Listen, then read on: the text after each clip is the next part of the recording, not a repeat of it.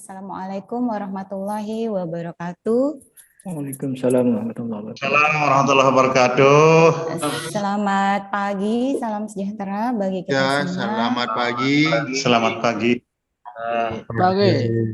Selalu semangat pagi. Gimana kabarnya Bapak Ibu? Alhamdulillah. Baik. Ya. Oke, Ya. baik.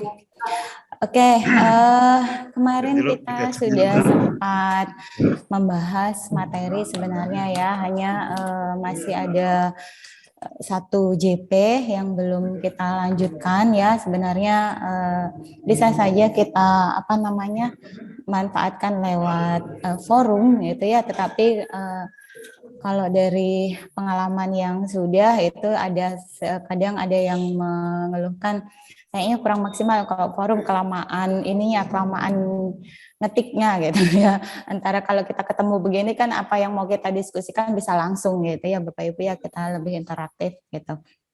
Oke, Bapak Ibu, kemarin itu sebenarnya kan saya juga pertimbangannya kenapa saya buka Zoom, karena kemarin itu pas sesi kita pas saat mau hampir selesai itu kayaknya masih banyak beberapa itu ada yang sebenarnya ada hal yang ingin ditanyakan atau mungkin disampaikan, didiskusikan seperti itu ya. Entah sekarang ini posisinya masih ingat atau masih ada yang ingin ditanyakan atau bagaimana. Mungkin saya persilakan Bapak Ibu kalau memang ada hal-hal yang ingin disampaikan terkait dengan materi kita. Yang pertama kita masih di pembahasan tugas pokok dan etika pengawas ya Bapak Ibu ya. Mungkin Bapak Ibu kemarin sebagian itu ada yang belum sempat mempelajarinya. Mungkin ada jeda waktu ini kemarin ketemu Sabtu, Minggu sempat mungkin lihat-lihat tengok-tengok sebentar materinya gitu. Ternyata kalau di materi ini itu sebenarnya kita bicara tentang tugas pokok yang artinya rincian yang menjadi tugas Bapak Ibu nantinya di pengawas itu sebenarnya kita bahas di sini secara mendetail gitu ya. Hanya saja kemudian secara pendalamannya nanti per materi berikutnya Bapak Ibu akan belajar betul-betul konsen ke supervisi manajerial, akademik dan seterusnya nanti di permata pelatihan yang berikutnya Bapak Ibu ya. Tetapi paling tidak di sesi ini Bapak Ibu sudah punya pemahaman apa saja ya yang menjadi tugas pokok di pengawas ya, ketentuan-ketentuan yang mengikat di Japfung pengawas supaya Bapak Ibu paham artinya secara peraturan maupun secara tusi yang harus dilakukan nantinya saat sudah di pengawas gitu ya. Oke, dan ada tugas juga mungkin sudah ada yang mengerjakan atau sudah ngirim ya, mungkin dari tugas yang sudah dikerjakan mungkin masih juga ada hal yang diragukan. Silakan saya berikan kesempatan Bapak Ibu. Kalau tidak mungkin saya menyinggung sedikit. Ya. Saya Madira Jenderal. Ya Pak Rajendra. Sebelumnya terima kasih Bu atas kesempatannya. Yang mau saya tanyakan di sini berkenaan dengan etika pengawas. Kemarin pada saat mengerjakan tugas, kami agak ada sedikit keraguan mengenai adanya persamaan bunyi derap antara pasal 6 ayat 1 poin I sampai dengan I dengan pasal 7 ayat 3 poin A sampai dengan I.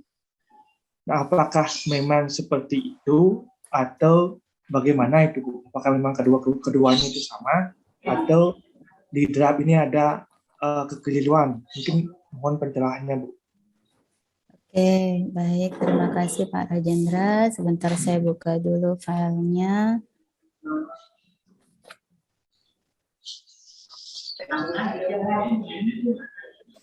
Di antara pasal 6 dan pasal 7 ya. Ya, pasal 6 ayat 1 poin I sampai dengan I sama persis dengan pasal 7 ayat 3 poin A sampai dengan I.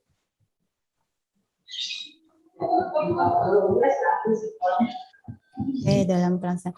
Ya, jadi maksudnya ini memang secara pembahasan tugas ini itu berarti yang tugas 03A ya, Bapak Ibu ya, yang Bapak Ibu disajikan kasus-kasus pelanggaran, kemudian Bapak Ibu mencocokkan kira-kira itu kalau kita coba cermati di kode etik pengawas itu melanggar pasal berapa seperti itu ya. Jadi untuk di penjelasan kolom pelanggaran kode etik itu bisa jadi sebenarnya pasalnya yang sesuai itu tidak hanya satu pasal. Contoh kayak kasus pelanggaran yang pertama ya. Karena memang ini penjelasannya kalau yang di draftnya itu ya di pasal 6 pelaksanaan tugas dan layanan profesional pengawas dalam hubungannya dengan guru dan seterusnya. Bagaimana hubungan pengawas dengan guru dan kepala sekolah ya penjelasannya. Kemudian kalau di pasal 7 penegasan dalam pelaksanaannya ya pelaksanaan tugasnya wajib gitu ya, wajib dijelaskan A sampai E ya Pak Rajendra ya, kalau yang di pasal 7 ya. Ya, A sampai E yang di poin 3-nya. Ayat 3. Yang mana Pak Rajendra? Yang enggak, saya bilang yang di pasal 7. Pasal 7 itu kan A sampai E, yang ayat 3-nya. Ayat 3-nya. Ya, ayat 3-nya A sampai E. Ya. Kalau yang di pasal 6 itu A sampai satu ya, ayat 1 ya. Ya, 1. Ayat 1 ya, yang ini artinya yang lebih cocok kita ini apa namanya? Tapi sebenarnya semua sih antara, makanya ini sebenarnya ndak harus satu memilih, ya, ndak harus satu memilih. Ini saya tunjukkan saja ya. Contohnya.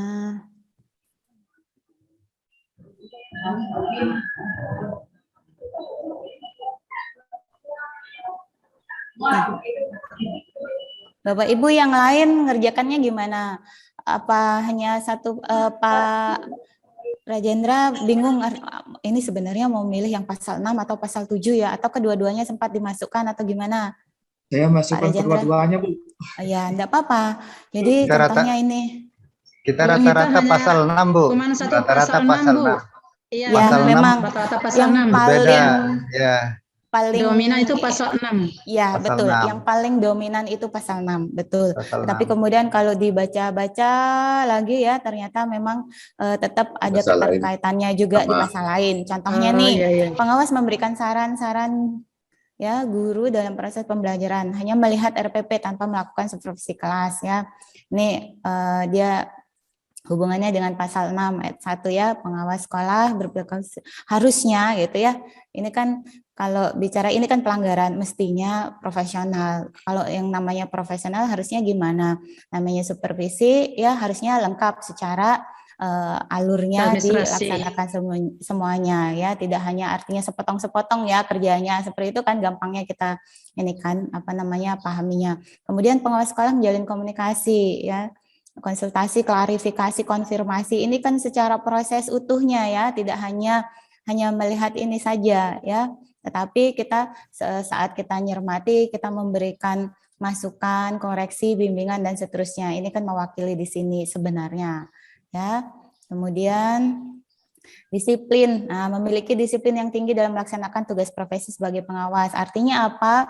Walaupun artinya pengawas tidak diawasi secara langsung oleh artinya dalam pelaksanaan tugas, tetapi paling tidak sudah ada rasa tanggung jawab untuk bagaimana mendisiplinkan diri dalam pelaksanaan tugas sesuai dengan mekanisme seharusnya seperti itu. Kemudian nih contohnya dia cocok juga dengan di pasal 7, bekerja dengan rasa penuh tanggung jawab dalam pelaksanaan tugas. Contohnya seperti itu.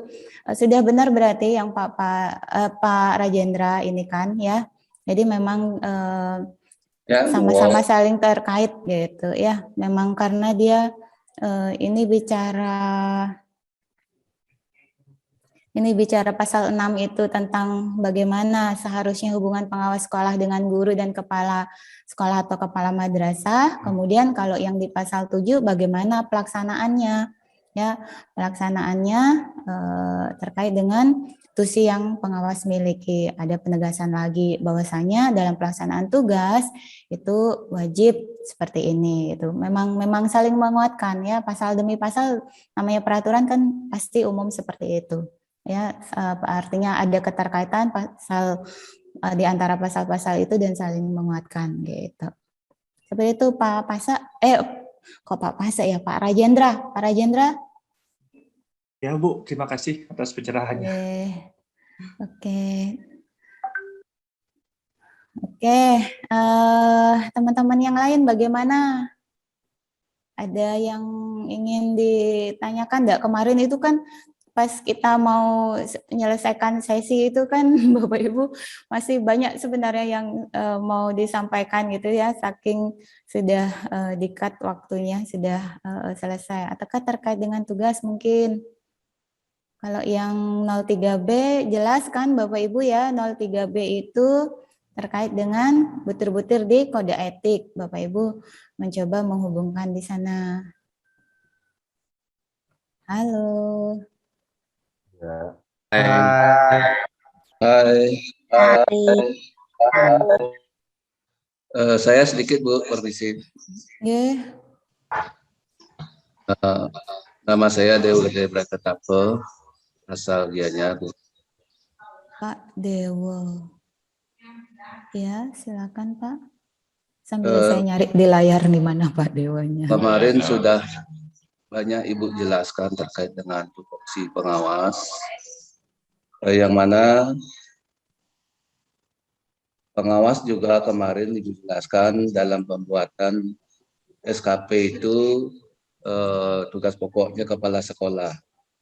Yang kita lakukan dari tahun 2018 ini, SKP itu untuk di Kementerian Agama khususnya di Gianyar dibuatkan oleh pengawas.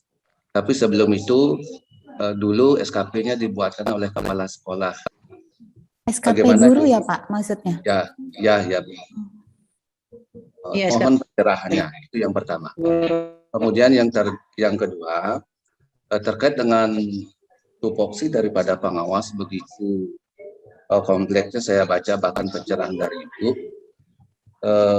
Kenyataannya Bu, dari kemarin bahkan tahun kemarin itu yang mana diberlakukannya K13, yang mana dari fungsi pengawas ini saya cermati semestinya pengawas itu lebih dulu dia profesional daripada gurunya. Tapi kemarin pengalaman kami untuk pemberlakuan K13 itu justru gurunya terlebih dulu yang didiklat, sehingga dulu gurunya yang duluan tahu daripada pengawasnya. Kadang-kadang pengawas tidak tahu, akan bertanya pada guru. Dalam hal ini mungkin saya pribadi mohon atau memberikan masukan kalau ada hal-hal yang baru terkait dengan kurikulum dan sebagainya, itu mohon biar pengawas lah lebih dulu diberikan diklat atau pencerahan, sehingga pengawas terkait dengan fungsi ini dia punya bobot, punya power untuk memberikan pembinaan terkait dengan akademiknya maupun manajemen. Terima kasih. Oke, baik. Terima kasih Pak. Pak Gede, panggilannya Pak Dewa, Pak Gede, Pak Brate. Pak Dewa Gede Brate ya. Baik, terima kasih pertanyaannya. Jadi tadi yang maksudnya Pak Dewa sampaikan itu SKP guru selama ini dibuat atau dibantu oleh pengawas gitu ya Pak? Ya, oke. Ya. Baik. Ya, SKP ya sasaran kerja pegawai. Pegawai siapa? Pegawai yang bersangkutan. Kalau bicara SKP guru, ya berarti semestinya guru yang buat, Pak, karena itu sebagai kontrak kerja yang bersangkutan dalam 1 tahun berjalan. Apa saja sih yang akan dilaksanakan terkait dengan tusinya, seperti itu ya. Sama kan kita di guru, kemudian di pengawas, karena jabatan fungsional itu kan sudah jelas kegiatan-kegiatan yang menjadi tusinya dan itu akan bisa dinilai angka kreditnya, ya sudah patokannya ke sana sesuai dengan tusi yang diatur dari ketentuan peraturan ya. Hanya yang memang bertanggung jawab untuk membuat ya sebenarnya guru ya Pak, bukan pengawas gitu ya.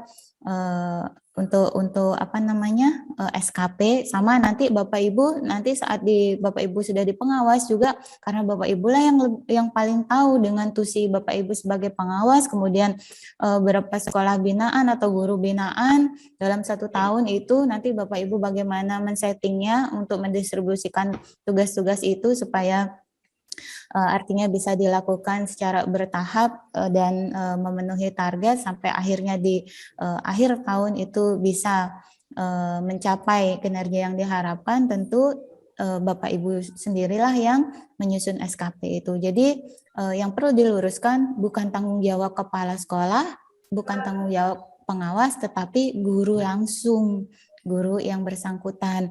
Hanya nanti kalau misal teman-teman guru itu masih kurang paham, silakan Bapak Ibu kan yang mendampingi mereka. Makanya itu seperti yang Bapak juga sudah pahami dan teman-teman yang lain sudah pahami, bahwasanya pengawas harus tahu segala hal gitu ya.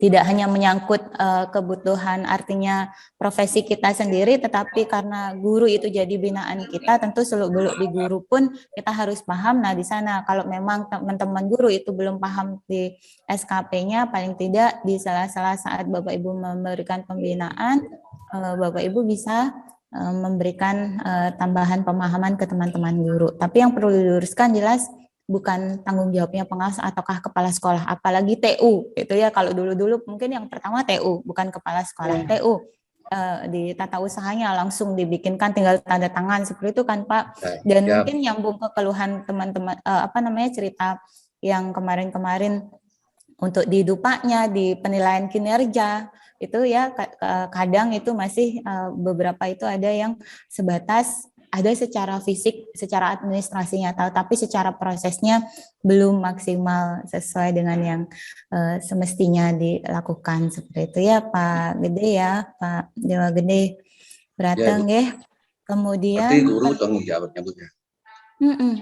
Iya, guru yang bersangkutan. Jadi karena kita kan masing-masing nih Bapak Ibu ya, jabatannya sudah di golongan berapa, kumulatif yang dimiliki berapa, kemudian dengan waktu normalnya 4 tahun yang waktu normal untuk bisa naik jabatan atau pangkat, itu kan Bapak Ibu sudah bisa mengira-ngira supaya terpenuhi dalam waktu 4 tahun, maka setiap tahunnya Bapak Ibu bisa mengatur, oh kebutuhan misal publikasi ilmiah saya harus ada nilainya 8 misal gitu ya, itu oh paling enggak bisa ngumpulkan nilai 8, paling enggak misal nih bikin PTK, oh nih tahun ini saya mau bikin PTK nilainya 4, nanti tahun depan saya mungkin bikin makalah nilainya 2 gitu ya. 6.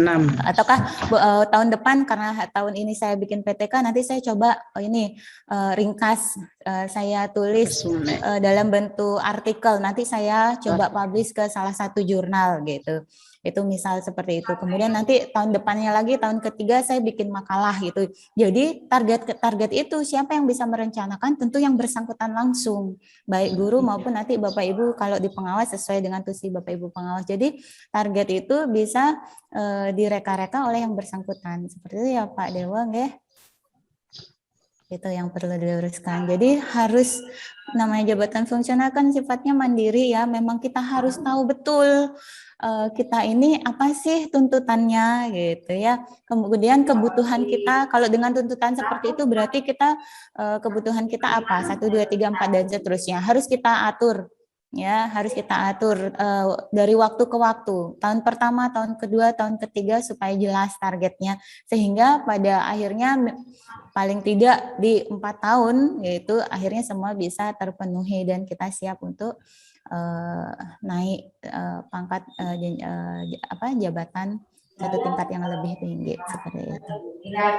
Kemudian tadi Pak Pasen menyampaikan bahwasanya pengawas gitu ya, pengawas yang membimbing guru, membina guru tentu harus lebih dulu tahu tentang segala hal di dunia guru seperti itu ya, karena jangan sampai ditanya pengawasnya ternyata belum tahu. Iya, memang seperti itu. Itulah yang menjadi tantangan Bapak Ibu nanti saat sudah di pengawas gitu ya Bapak Ibu ya. Saya yakin Bapak Ibu sudah menyadari itu. Ya, memang kelemahannya memang kalau kita bicara diklat tentu kesempatan untuk ikut diklat kalau dulu secara klasikal itu kan kita menunggu dapat artinya kesempatan untuk diikutkan, tetapi sekarang dengan kondisi sekarang itu lebih banyak kita memberikan kesempatan lewat pelatihan jarak jauh PJJ itu yang sifatnya mandiri ya, artinya pendaftarannya seperti itu ya, sesuai dengan kebutuhan. Kalau ngerasa perlu penting udah daftar ikut diklat gitu. Jadi harus Bapak Ibu sendiri ya yang lebih proaktif, apalagi nanti sudah di posisi pengawas seperti itu. Oke, baik. Ya, saya terima ininya. Sebenarnya kan satu hal yang menjadi pesan di Pak Dewa Gede itu kan tolong nanti pengawas itu diperhatikan, gitu ya Pak ya. Jadi untuk ada kesempatan diklat khusus untuk pengawas ya terkait dengan materi-materi yang itu jadi substansi di guru yang sering itu lebih ke guru. Padahal pengawas juga perlu seperti itu kan ya Pak ya. Oke, saya terima pesannya. Oke, ada lagi yang lain Bapak Ibu? Kita ini saja review saja dari mungkin Bapak Ibu sempat baca. Jadi tolong modul itu disempatkan baca. Kalau terkait waktu untuk sesi materi ini kan cuman hanya 4 JP. Apa artinya 4 JP untuk mempelajari banyak hal terkait dengan tusi pengawas? Nanti Bapak Ibu tolong dibaca-baca ya. Jadi Bapak Ibu supaya bisa membedakan secara tusi pengawas itu kan ada pembinaan, pemantauan, ya penilaian,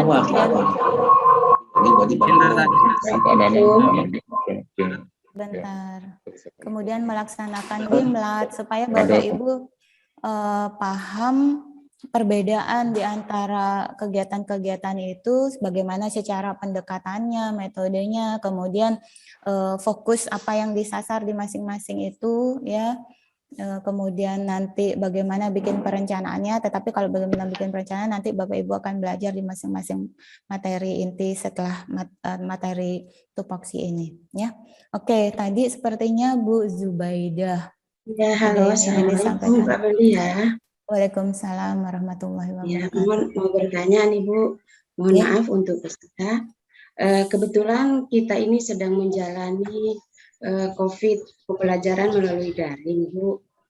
Yang awal-awalnya kami berusaha untuk melakukan pembelajaran daring dengan cara mengirim pembelajaran melalui WhatsApp grup kelas atau Google Meeting atau apa saja. Tentu saja kami serta-merta ya waktu itu ya kami semuanya terburu-buru dengan tugas yang serba mendadak karena kami belum tahu cara. Yang jelas kami waktu itu ya sampai saat inilah belum menguasai IT Bu. Ya, berhubung kami ini sedang mengikuti kegiatan calon pengawas, apa yang mesti dilakukan oleh pengawas pada saat membina guru pada saat COVID ini, tahapan inovasi dan tugas pengawas bagaimana cara mohon dijelaskan Ibu. Mungkin itu saja masalah pembelajaran di saat pandemi COVID ini karena rata-rata anggaplah kami di Kabupaten Jakarta ya masalah internet, masalah paket, masalah HP Android dan lain sebagainya menjadi masalah besar sehingga mutu pendidikan kelihatannya sangat berkurang dan cara penilaian kami guru juga kebingungan, Bu. Itu saja, mohon penjelasannya Ibu Amelia. Terima kasih. Assalamualaikum warahmatullahi wabarakatuh. Assalamualaikum warahmatullahi wabarakatuh. Baik, itu hal teknis ya. Yang jelas begini, kalau secara tusi ya kita membimbing membina guru ya. Kalau guru kita lebih akan banyak bagaimana kita bisa mensupport mereka dalam hal peningkatan kompetensi di pelaksanaan tugas utamanya mengajar gitu ya. Kemudian kalau dikaitkan dengan situasi sekarang, situasi pandemi yang mana harus banyak hal yang diadaptasi oleh teman-teman guru seperti yang Bu Zubaidah sudah sampaikan gitu ya, dengan tuntutan harus melaksanakan pembelajaran jarak jauh yang mana tetapi dari segi perangkat, dari segi fasilitas, dari segi kemampuan mereka menjangkau secara media yang digunakan itu berbeda-beda, apalagi dengan masing-masing daerah juga itu pasti kondisinya juga berbeda-beda. Paling tidak kalau secara hal sederhana yang bisa Bapak Ibu nanti pengawas untuk mendorong guru itu paling tidak berarti di pemanfaatan media ya. Dengan situasi sekarang kan kita nggak ketemu langsung.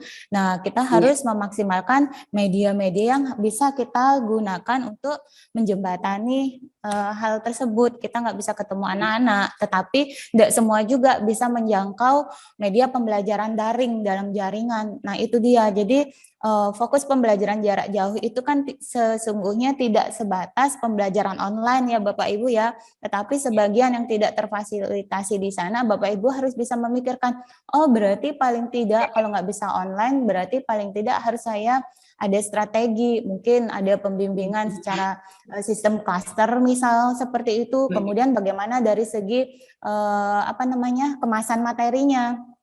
Kalau di pembelajaran daring, oke, semua yang memanfaatkan media daring ya, apakah dituangkan dalam bentuk video, kemudian mungkin presentasi bahan ajar itu dalam bentuk yang sifatnya dokumen online gitu ya, tetapi kemudian yang satu sisi yang harus difasilitasi yang tidak bisa menjangkau media daring, nah itu kemasan bahan ajar Bapak Ibu guru itu paling tidak harus juga coba diarahkan minimal seperti itu, berarti kan harus ada media cetaknya ya.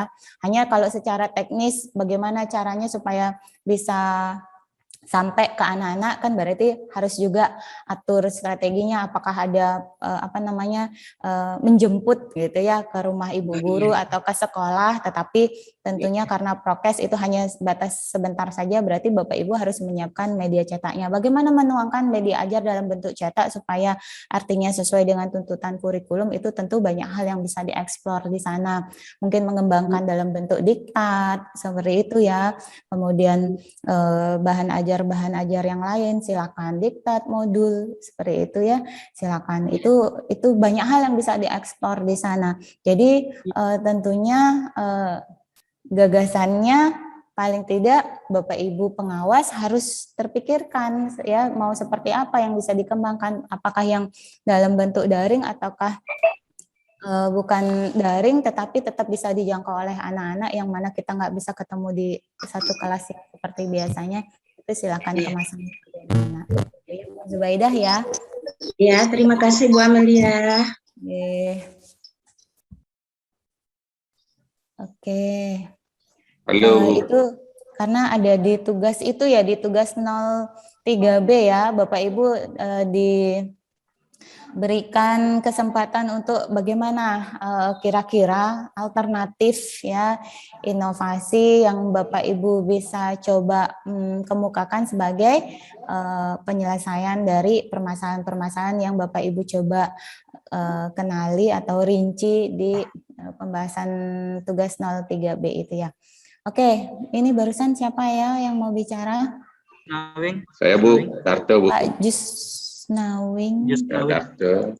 Oh Pak Darto, sebentar ya Pak Darto nggih, setelah Pak Jusnawing nggih. Darto dari Gianyar Pak. Oh, ingin bertanya, Bu. Pak Jusnawing sebentar ya, Pak Dartanya sudah terlanjur ini ya. Silakan ya, Gini, Pak Nyoman Darto. sering kita temui, Bu.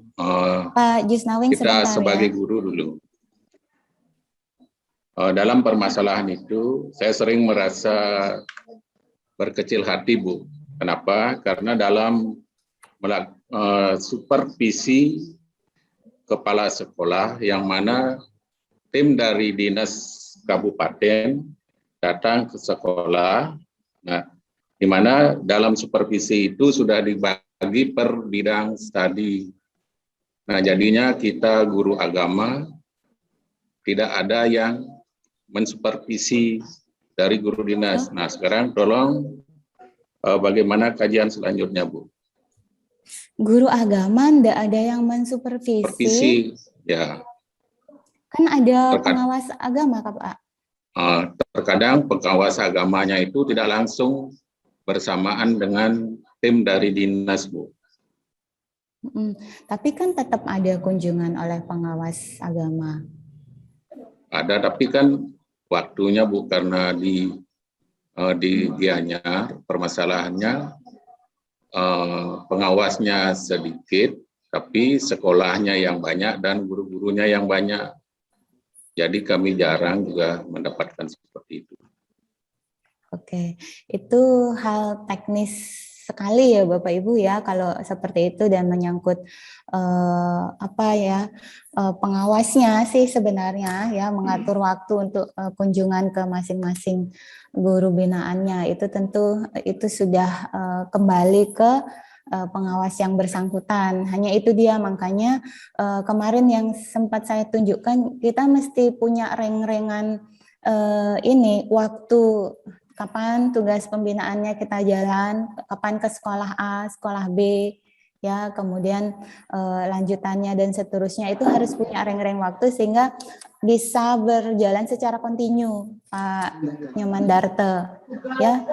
Nah kalau kondisinya yang Pak Darto alami itu kan sifatnya kondisional ya, karena Pak Darto kebetulan guru agama, tentu yang mensupervisi kan pengawas agama mau tidak mau ya kita menunggu pengawas agamanya, hanya saja kembali lagi itu tergantung beliaunya mengatur waktu untuk kapan kunjungan dan seterusnya memberikan bimbingan binaan itu tentu kita tidak bisa memaksakan itu. Hanya saja mungkin jadi catatan untuk kita bersama besok saat kita di pengawas ya, artinya kan kemarin ada tuh penjelasannya bahwasanya mesti paling tidak melaksanakan tugas secara adil gitu ya, artinya prinsip salah satu prinsip ya tanggung jawab adil gitu ya, itu kan supaya kita bisa memberikan pelayanan yang bisa dikatakan relatif sama kepada semua guru-guru binaan kita ya, jangan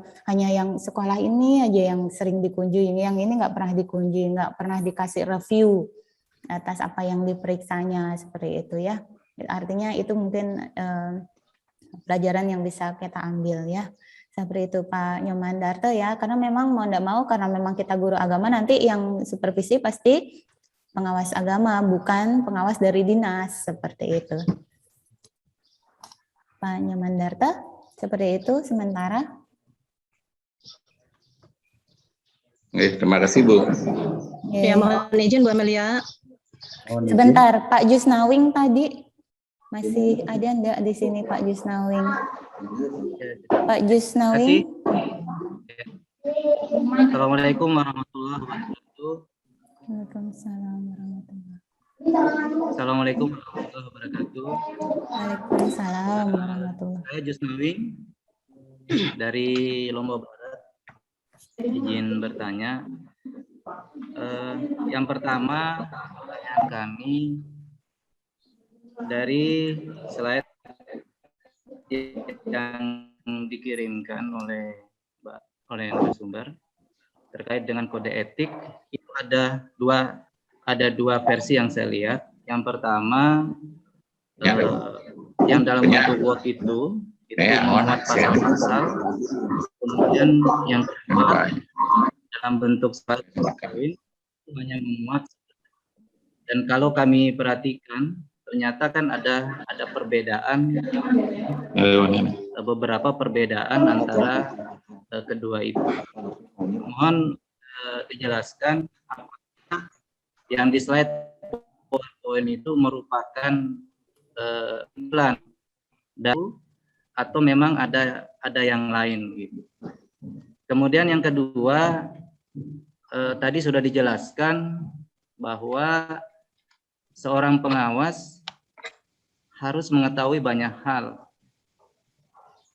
Nah, pada intinya pengawas itu kan ada supervisi, khususnya dalam supervisi ada supervisi akademik dan supervisi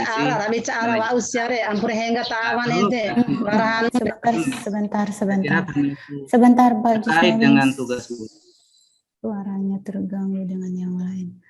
Oke, silakan. Kecil ya, gangguan sinyal. Sudah? Sudah jelas? Jadi terkait dengan tugas pengawas, bahwa seorang pengawas itu harus tahu segala hal. Nah, kalau terkait dengan supervisi akademik, itu saya kira tidak banyak kesulitan karena itu merupakan salah satu tugas dari guru, sudah biasa lah itu. Nah, yang persoalannya adalah terkait dengan manajerial. Nah, selama ini kita kan jarang masuk ke manajerial itu yang merupakan wewenang dari tenaga kependidikan dan tugas-tugas dari sebagian adalah tugas dari kepala madrasah. Nah, bagaimana mensikapi ini, Pak Malia? Makasih, itu saja. Makasih. Assalamualaikum warahmatullahi wabarakatuh. Waalaikumsalam warahmatullahi wabarakatuh. Ya, baik. Jadi tolong ini antara Bapak Ibu bisa baca di modulnya ya, bisa baca di modulnya. Itu diberikan kita mencocokkan antara draft peraturan yang mengatur tentang kode etik pengawas, pasal demi pasal itu yang file Word Pak Jusnawing ya, pasal kalau kita bicara pasal, tetapi kemudian kalau kita melihat butir kode etik yang diatur dalam Japfung pengawas itu sebenarnya di modul ada, hanya saya tidak ambil file halamannya terpisah karena sudah saya tampilkan di slide, akhirnya saya tidak memberikan file Word lagi gitu ya. Untuk mudahnya silakan lihat yang butir kode etiknya itu. Kita kan tiap Japfung juga ada butir kode etik ya Bapak Ibu ya. Itu ada 9 butir. Kalau bicara butir kode etik itu ada 9 butir, itu yang ditampilkan di slide. Di modul sebenarnya ada juga, hanya saya tidak ambil halamannya terpisah. Tapi kalau untuk yang pasal, karena saya tidak bisa tampilkan pasalnya kan banyak, itu tidak bisa saya tampilkan di slide, makanya saya ambilkan lampiran halaman untuk yang penjelasan tentang pasal per pasal itu saya berikan di file tersendiri. Itu dua hal yang ini ya, maksudnya untuk melihat kalau butir kode etik yang di slide, kalau yang pasal-pasal yang mengatur artinya ada keterkaitan dengan kode etik itu yang file Word-nya itu Pak Jusnawing ya. Sedikit artinya coba dibaca pelan gitu ya, jangan nanti artinya jangan dikira yang kode etik yang maksudnya kalau butir-butir kode etik pasal-pasal itu ya, tetapi kalau bicara butir kode etik ada 9 butir gitu ya, 9 butir. Kemudian kalau draft tentang kode etiknya itu yang pasal-pasal itu, seperti itu ya Pak Jusnawing ya, kan filenya sudah ada di sana. Kemudian apa tadi pertanyaan kedua ya Pak Jusnawing ya? Terkait dengan tugas pengawas, itu kan tadi kan sudah disampaikan bahwa harus mengetahui segala hal. Nah, kan ada supervisi itu kan ada 2 jenis. Oh, yang supervisi manajerial. Oke, saya ingat. Yang supervisi manajer ya, kalau supervisi akademik kan Bapak Ibu mengalami, artinya di supervisi akademik gitu ya. Ataukah yang mungkin sudah di kepala sekolah, kepala madrasah sudah biasa mensupervisi akademik itu ya, yang untuk yang manajerial bagaimana, itu kan mungkin sebagian itu masih asing ya. masih asing ya. Tetap bisa dipelajari ya. Intinya kan karena kita kalau belum namanya orang belum ngalami, tentu kita harus belajar dulu gitu ya, belajar secara teori konsepnya. Mungkin ada latihan-latihan nanti yang bisa dipraktekkan. Nanti Bapak Ibu makanya dapat materi supervisi manajerial. Nanti kayaknya materinya setelah ini, setelah tupoksi ini, setelah mata diklat ini, nanti di sana yang akan banyak dibahas tentang supervisi manajerial ya. Fokusnya dia di ini materinya lumayan padat. Kalau boleh saya bilang padat, karena itu pembahasan 8 SNP, bagaimana kita merancang untuk pelaksanaan supervisinya. Nanti Bapak Ibu akan belajar tentang membuat RPM-nya ya, rencana pengawasan manajerial ya. Bagaimana Bapak Ibu menentukan apa saja sih indikator keberhasilannya, target sasarannya, kemudian langkah kegiatannya, kemudian apa yang menjadi fokus konsen nanti yang mau dipantau seperti itu ya di masing-masing 8 SMP itu. Kemudian instrumennya itu ada disediakan sendiri. Nanti detailnya Bapak Ibu belajar saat materi supervisi manajerial. Seperti itu Pak Jusnawing ya. Nanti akan ini kok terbuka. Oh, oke, secara pengalaman mungkin belum semuanya punya gitu ya, tetapi nanti seiring dengan waktu setelah Bapak Ibu mencoba memahaminya secara teori konsep, mungkin ada latihan-latihan yang bisa dipraktekkan. Nanti ada kok ininya simulasi kecilnya, ada tonton video, kemudian nanti Bapak Ibu diberikan mungkin instrumen ini di pemantauan apa di standar prosesnya, apa di standar penilaiannya, ada aspek yang perlu diamati ya, artinya coba dicermati, itu nanti Bapak Ibu bisa latihan di materi supervisi manajerial. Itu ya Pak Jusnawi yang sementara ya memang di sana untuk sebagian Bapak Ibu yang artinya belum di kepala sekolah, tentu dari sisi manajerialnya belum ada pengalaman, tetapi nanti tetap bisa dipelajari. Itu Pak Jusnawing ya. Dan kita ini kan nggak sendiri, pengawas ini kan tetap punya komunitas ya, di kelompok kerjanya, kemudian organisasi profesinya ya, APSI nanti itu yang paling update gitu ya, informasi-informasi segala macam. Kita mengembangkan instrumen supervisi itu juga bisa kok nanti disesuaikan, diadaptasi, jadi enggak baku, artinya enggak saklek ini instrumen yang harus dipakai, tidak, di masing-masing daerah itu nanti bisa untuk adaptasi, mengembangkan instrumen yang sesuai untuk kemudian digunakan saat supervisi. Itu nanti silakan melalui forum-forum atau kelompok kerja di pengawas gitu Pak Jusnawing ya. Jadi tetap bisa sharing diskusi antara teman-teman pengawas baik di satu lokal daerah maupun antar daerah. Seperti itu. Terima kasih. Seperti itu. Ya, makasih. Nanti kalau sudah terjun langsung mau nggak mau pasti berusaha untuk memahami bagaimana seluk-beluknya, dan secara prakteknya tentu itu akan bisa kita kuasai seiring berjalannya waktu setelah kita benar-benar mengalaminya gitu ya, mempraktekannya gitu.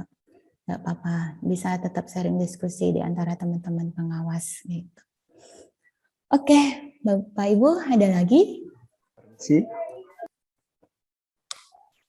Permisi Bu. Siapa ya? Saya Ketut Arnaya Bu, dari Kabupaten Buleleng. Pak Ketut Arnaya, silakan. Terima kasih Bu atas waktunya. Mungkin ada beberapa yang ingin tahu.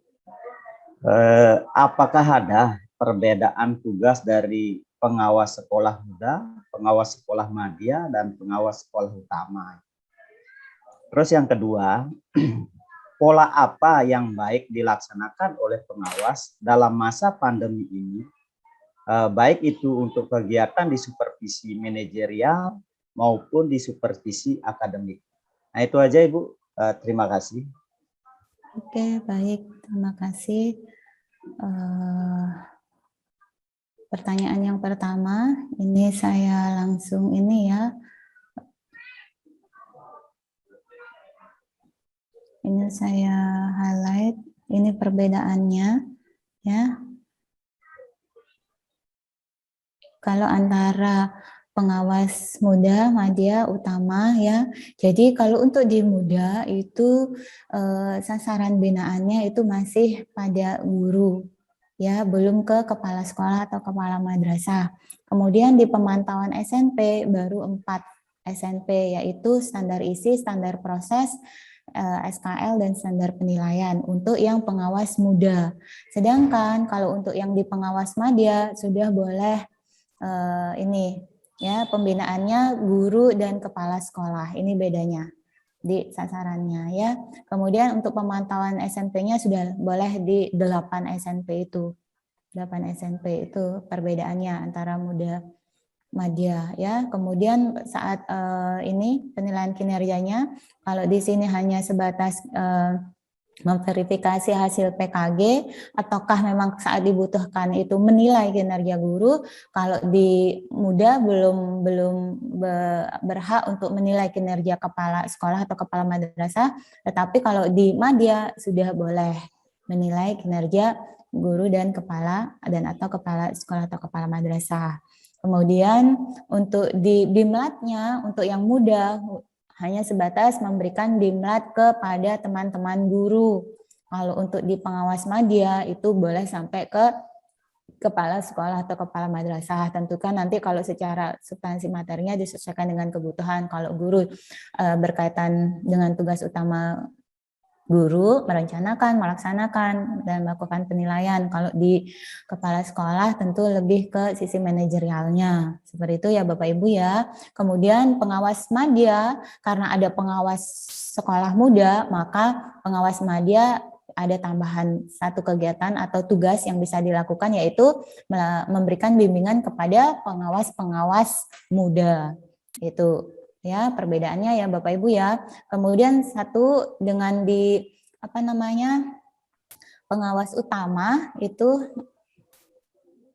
di pengawas utama itu berhak untuk memberikan BIMLAT tentang pelaksanaan PTK. Kalau untuk yang pengawas utama ya bisa memberikan bimbingan kepada teman-teman guru dan kepala sekolah dalam melaksanakan penelitian tindakan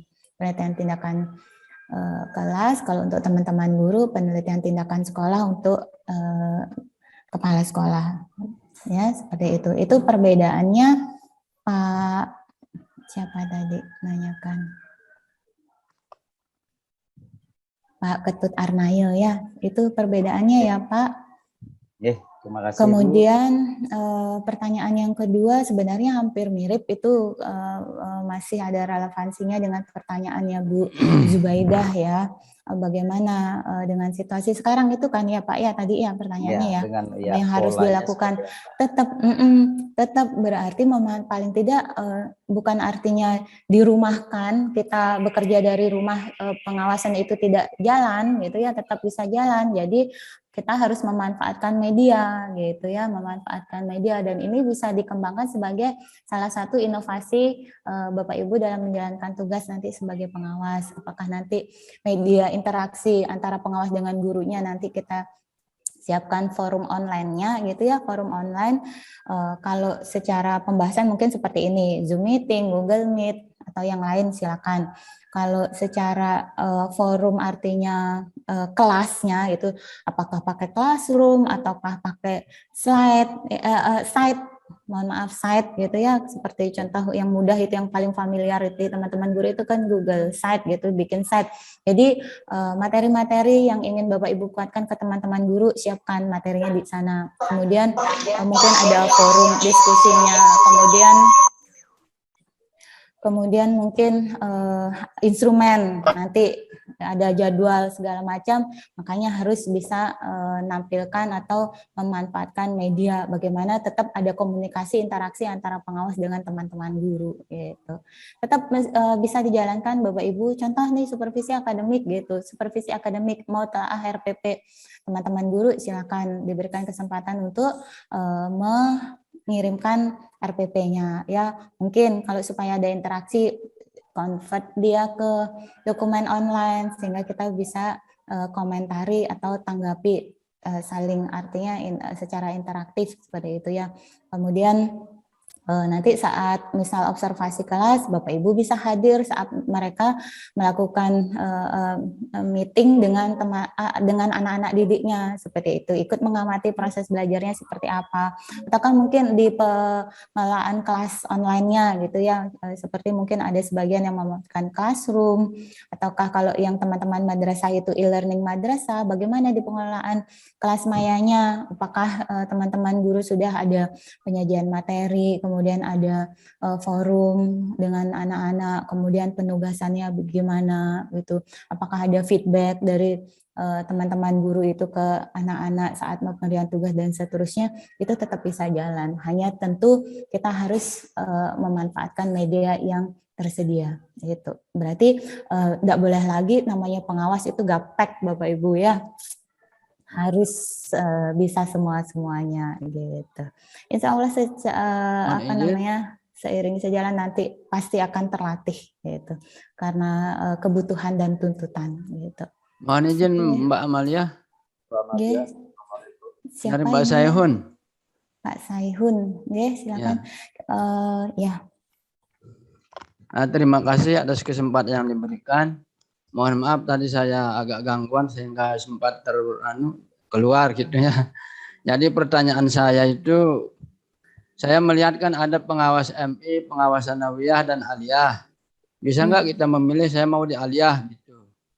Apakah bisa kita tentukan saya pengawas aliyah gitu, nggak usah di MI? Terima kasih Mbak. Oke, nanti sesuai backgroundnya ya Bapak Ibu ya, sesuai dengan pengalaman jabatannya nanti dan background pendidikannya, mapel apa gitu ya. Seperti itu tentu nanti akan diselesaikan dan kebutuhan di kabupatennya itu. Gitu. Bukan Bapak Ibu yang milih, nanti tentunya ada pemetaan di masing-masing kabupaten itu.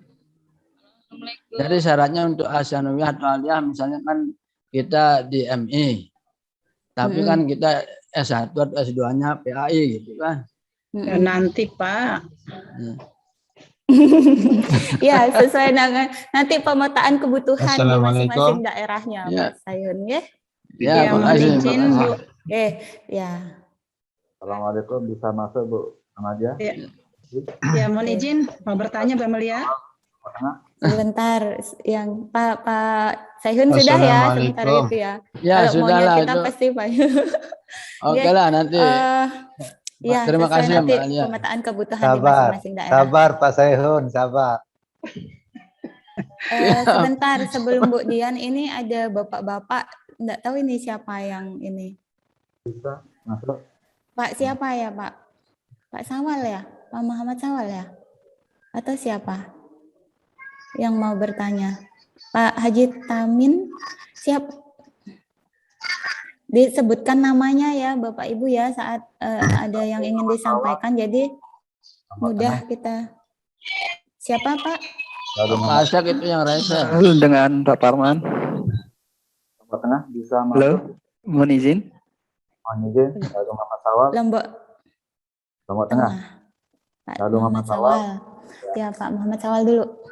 Ya, begini Bu Amalia.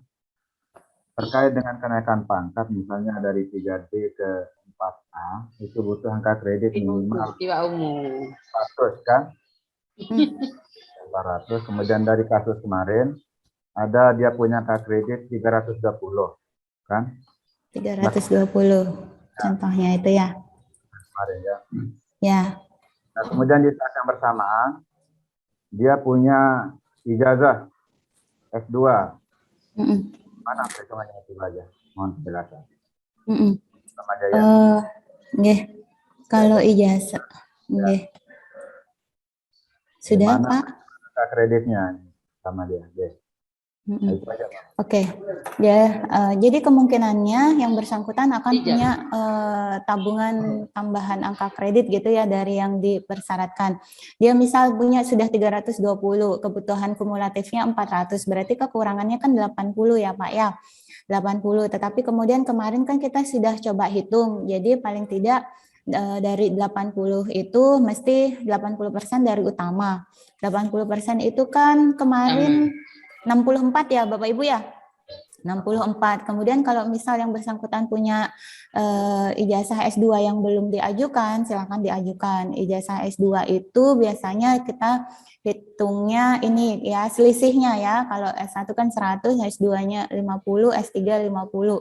Itu berarti nanti akan dari unsur utama itu yang bersangkutan bisa mengajukan 50. Kemudian kalau secara kebutuhan kan berarti kurang yang utama hanya 14, tetapi tentu nilai 14 itu artinya yang bersangkutan justru bisa mengumpulkan lebih dari itu, karena kan 1 tahun itu pasti melaksanakan tusinya pengawas ya, tusinya pengawas di pembinaan, pemantauan dan seterusnya, itu menyusun programnya, kemudian laporannya, kemudian melakukan evaluasi, belum lagi melaksanakan BIMLAT, kemudian apalagi ya di penilaian kinerjanya seperti itu ya, itu akan besar angka kredit yang bisa diajukan oleh yang bersangkutan, sehingga berarti nanti di kumulatifnya itu akan ada artinya bisa melebihi dari minimal kebutuhan yang sekarang, dan nanti itu jika diajukan itu tetap akan menjadi tabungan di kumulatifnya. Kalau melebihi dari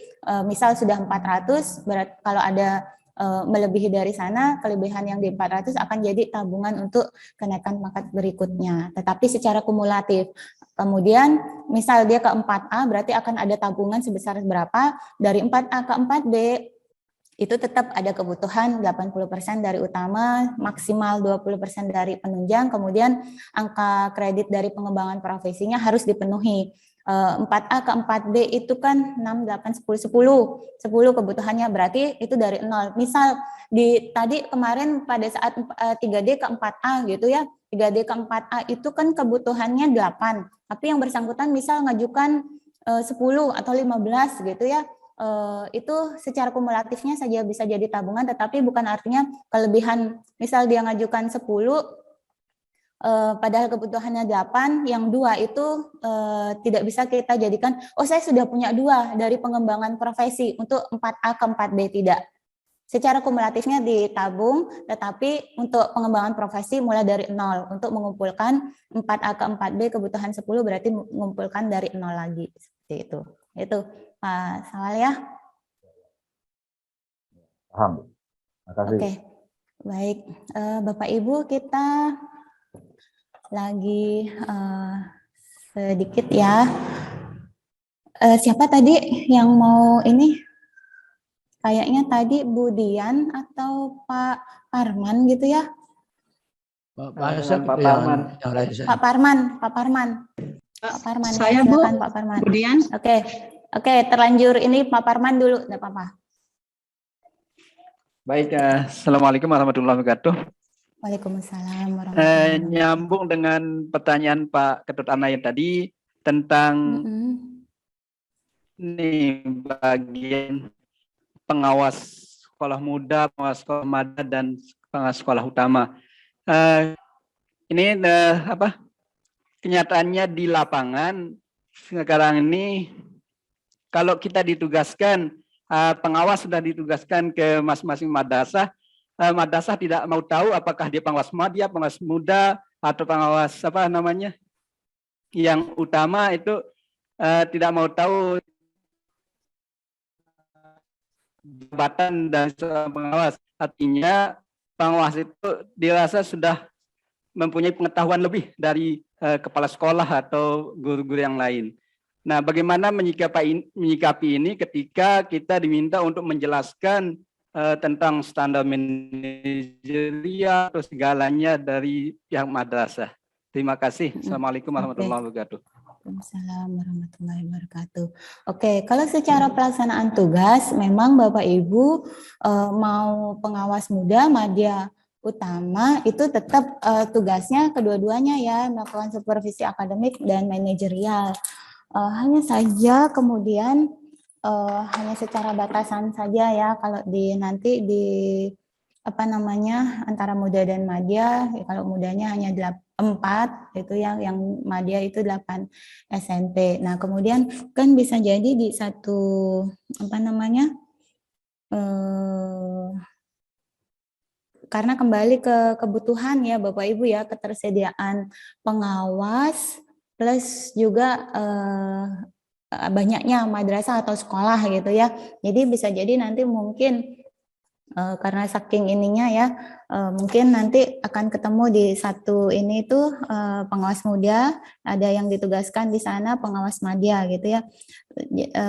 Paling tidak nanti bisa kolaborasi gitu ya, bisa kolaborasi. Dan juga seperti yang sudah sempat kita bahas tadi, makanya Bapak Ibu kan bisa sharing diskusi di forum-forum kelompok kerja gitu ya. Artinya ketidaktahuan, artinya ketidaklengkapan ketahuan Bapak Ibu di manajerialnya misal seperti itu ya. Itu nanti bisa sharing diskusi dengan teman-teman pengawas di satu kabupaten itu. Paling tidak kan ada ini Pokjawas tuh di masing-masing kabupaten. Nanti mungkin di sana silakan Bapak Ibu sharing diskusi sehingga saat Bapak Ibu bertemu di sekolah yang mana dengan kenyataan bahwasanya mereka nggak bisa membedakan saya itu pengawas muda, nggak akan ada kata membedakan pengawas muda. Oh kita nggak ini jangan nanyakan ini ke pengawas kita karena yang beliaunya pengawas muda atau yang bersangkutan yang beliaunya pengawas madya, seperti itu. Memang kenyataannya seperti itu, tetapi paling tidak antisipasinya kenapa tidak ya udah semuanya kita kuasai, toh juga kita akan berjalan terus kan ya. Bapak Ibu nanti pengawas muda akan jadi ke pengawas madya dan seterusnya. Itu tentunya semua hal yang berkaitan dengan kepengawasan itu wajib kita ketahui, kita pahami, dan secara teknisnya harus dikelola seperti apa ya sudah diusahakan, artinya dipelajari dan coba dikuasai dari sekarang gitu. Jadi madrasah waktu akreditasi. Betul, banyak hal kompleks ya sifatnya ya. Itu jadi itu dia tantangannya Bapak Ibu sebagai pengawas nantinya, harus tahu, lebih tahu, super tahu gitu. Ya Bapak Ibu ya. Memang kalau di ini dibahas pasti jadinya harus seperti ini dong, seperti ini. Iya memang seperti itu, mau enggak mau gitu ya. Artinya sudah kita terjun, ya sudah kita mencoba untuk menguasai di bidang kita gitu ya. Seperti itu Pak Parman ya, sementara itu. Saya pikir sudah terbesit kok. Kalau begitu berarti kita harus tahu dong ini ya, meskipun secara pemilihan tugas sebenarnya kita belum harus ke sana, tetapi nggak apa-apa, kita start lebih awal gitu ya, apa salahnya gitu. Oke, seperti itu sementara tanggapan saya. Nanti mungkin teman-teman bisa sharing. Mungkin kita sampai 9.15 ya Pak Ali, mohon maaf kita molor selesainya. Mungkin satu lagi saya berikan kesempatan Bu Dian. Ya, Assalamualaikum warahmatullahi wabarakatuh. Waalaikumsalam. Mohon izin Bu Amelia. Ya, nama Dian Ekawati dari Kementerian Agama Kabupaten Dompu. Ini belajar dari pengalaman atau temuan di lapangan. Kebetulan kami saat itu kami ditugaskan di sekolah umum. Tetapi pada saat itu ada pengawas yang turun dari dinas atau Dikpora, tetapi pada saat itu juga kendalanya yang melakukan supervisi itu adalah dari pengawas bidang studi PPKN. Nah, kami juga pada saat itu dilakukan supervisi dengan adanya supervisi administrasi dan juga langsung supervisi di kelas untuk melakukan monitoring pada saat proses KBM. Yang menjadi pertanyaan kami di sini, bagaimanakah kompetensinya dari seorang pengawas bidang studi PPKN yang akan melakukan supervisi untuk bidang studi pendidikan agama Islam. Mohon pencerahannya Bu Amelia. Terima kasih. Assalamualaikum warahmatullahi wabarakatuh. Waalaikumsalam. Saya sedikit tidak menyimak, itu posisinya pengawas agamanya enggak ada gitu ya Bu? Iya, kebetulan dari Dikpora tidak ada pada saat itu Bu Amelia. Oh, yang dari dinas ya ceritanya ini. Iya, jadi yang dari dinas. Karena artinya dicari yang satu rumpun ya, PPKN itu dengan yang agama. dari satu rumpun. Iya. Ya, kalau kita ini sebenarnya satu rumpun, kalau satu rumpun kan kalau agama itu kan ya paling tidak ya adalah mengena kepada kita Bu Amelia. supaya kami lebih paham bagaimana sih ya kendala dan tantangan yang kami hadapi di lapangan pada saat kami melakukan proses KBM. Oke, baik. Itu mungkin secara substansinya gitu ya, secara substansi materinya ya, mata pelajarannya. Hanya saja ini sebenarnya berarti hampir serupa dengan posisi saat nanti Bapak Ibu misal ditugaskan sebagai pengawas madrasah. Ya, kalau pengawas madrasah yang jadi binaan itu kan semua guru-guru di madrasah yang bersangkutan. Nah, guru-guru yang di madrasah bersangkutan itu kan semua mata pelajaran Bapak Ibu. Padahal Bapak Ibu bisa jadi bukan bisa jadi, memang Bapak Ibu pasti backgroundnya salah satu mapel gitu kan Bapak Ibu ya.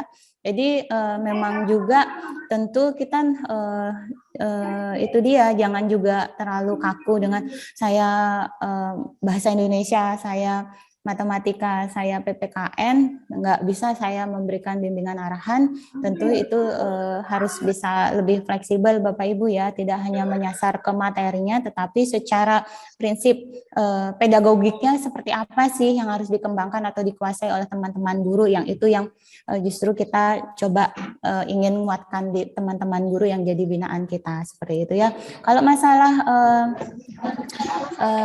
materi memang tentu tidak bisa masuk yang betul-betul mendetil gitu ya, tetapi kalau kita lihat secara prinsip pedagogiknya maupun pengembangan materinya, kalau secara umum kan masih tetap bisa kita artinya secara logika gitu ya, tetap masih bisa, namanya kita kan pasti bisa berpikir seperti itu ya Bu Dian, gampangnya saya membahasakan ya. Saya pikir itu nggak usah terlalu kaku, artinya meragukan kemampuan pengawas, karena Bapak Ibu besok pun seperti itu saat Bapak Ibu jadi pengawas madrasah misal, seperti itu ya. Ya, terima kasih Bu Amelia atas pencerahannya. Oke, baik. Oke, baik Bapak Ibu, seperti itu. Karena kita sebenarnya hanya 1 JP Bapak Ibu, 1 JP itu 45 menit, tetapi tentu saya juga tidak bisa terlalu kaku karena kita kan tadi di awal mungkin sedikit menunggu beberapa teman yang lain ya, tetapi juga saya supaya tidak mengambil waktu terlalu banyak, artinya mengganggu kesibukan Bapak Ibu, karena nanti juga siang Bapak Ibu akan ada materi inti, sudah masuk kayak berarti nanti ketemu Pak Bambang berarti sudah masuk ke materi inti supervisi manajerial.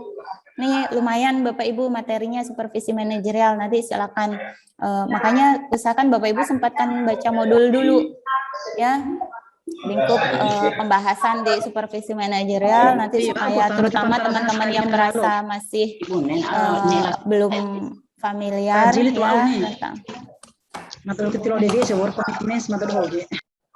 tentang pemahaman di supervisi manajerial, nanti silakan Bapak Ibu coba diskusikan di materi ini ya, coba Bapak Ibu gali sebanyak-banyaknya informasi dan memahami di supervisi manajerial ya. Oke, baik Bapak Ibu, sementara seperti itu yang bisa kita manfaatkan untuk sesi Zoom kita kali ini ya. Saya ingatkan untuk tugas materi kita itu batasnya nanti malam kan Bapak Ibu ya.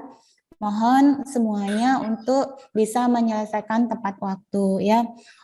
Meskipun mungkin di waktu itu maksimal batas upload itu jam 23.55, tetapi janganlah mepet-mepet. Kenapa harus mepet-mepet kalau sudah dari sekarang bisa diselesaikan ya?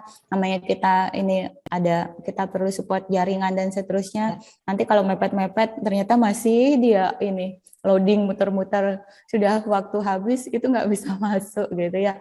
Karena kan udah kalau sudah ditutup waktu nggak bisa lagi ini, nggak bisa ngumpulkan gitu ya. Jangan sampai ada yang bolong tugasnya gitu ya Bapak Ibu ya.